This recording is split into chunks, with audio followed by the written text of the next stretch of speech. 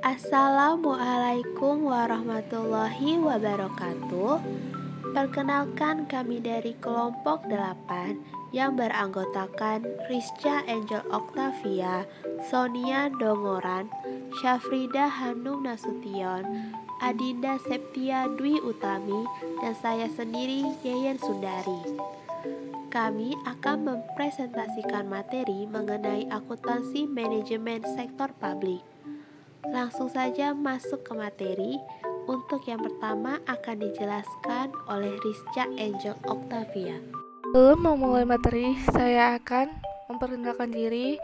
Saya Rizcha Angel Octavia, MPM 1905170027.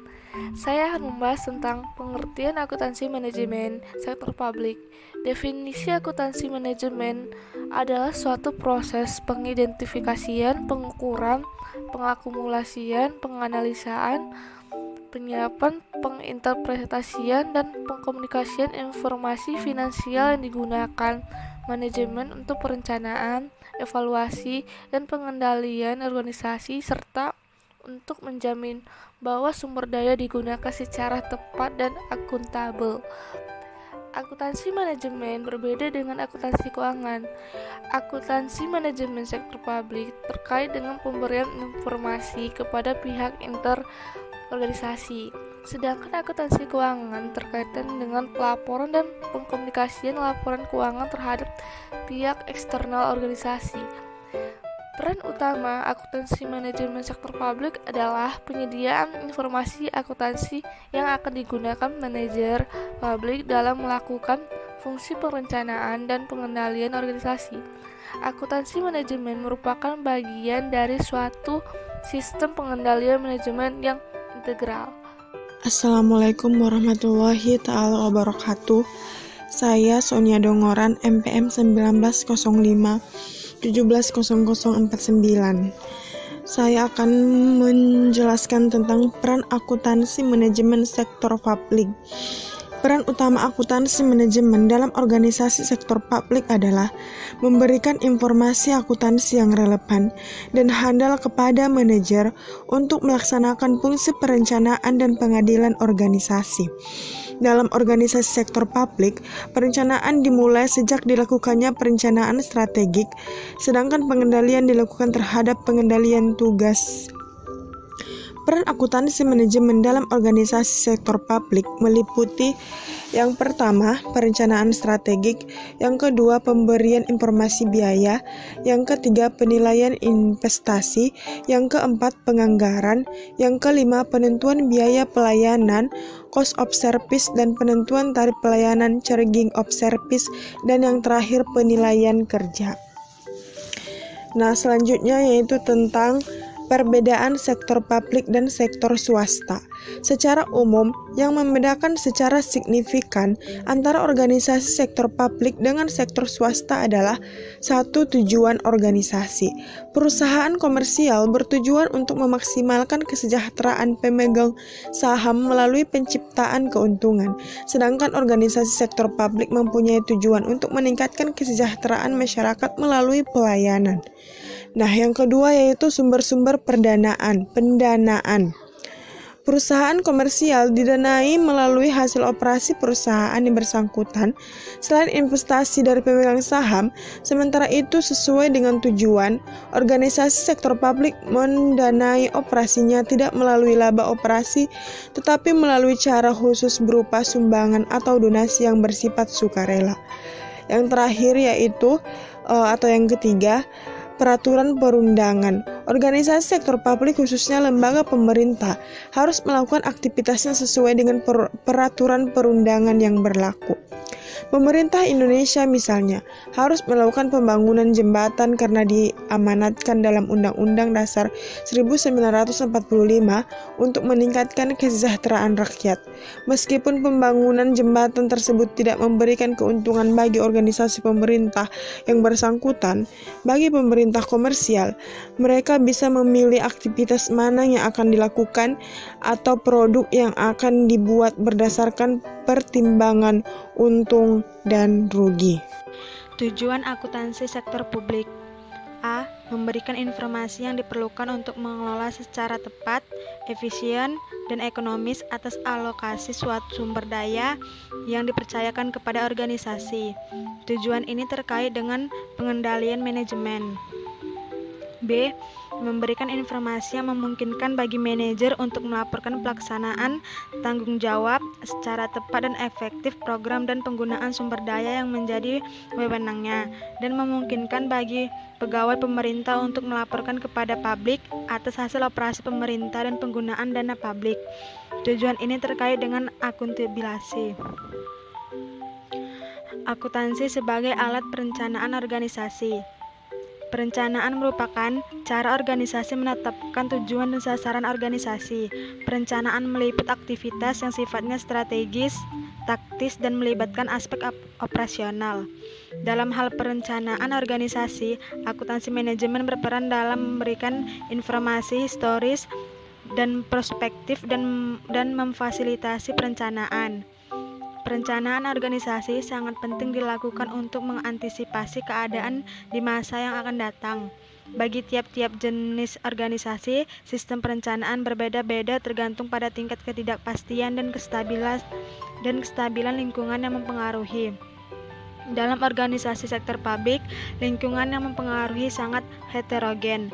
Faktor politik dan ekonomi sangat dominan dalam mempengaruhi tingkat kestabilan organisasi.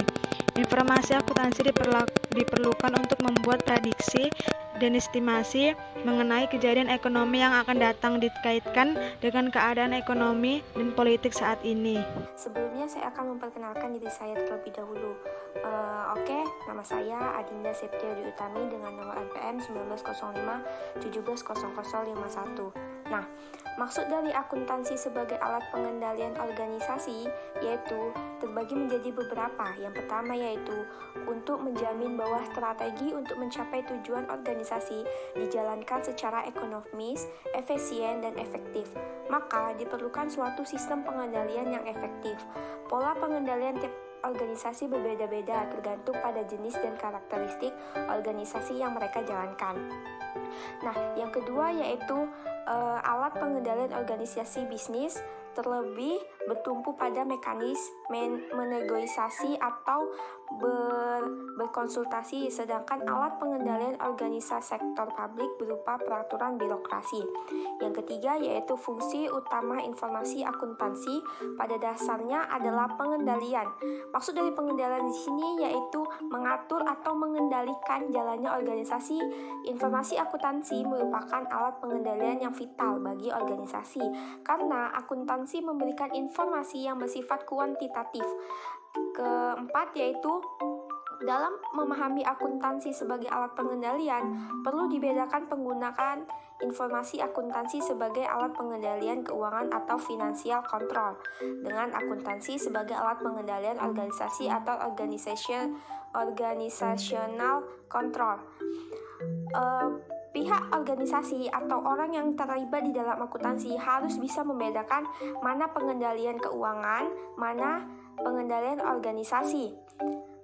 Jika mereka tidak bisa membedakan pengendalian kedua tersebut, organisasi yang mereka jalankan akan berantakan atau tidak sejalan dengan tujuan yang mereka rencanakan.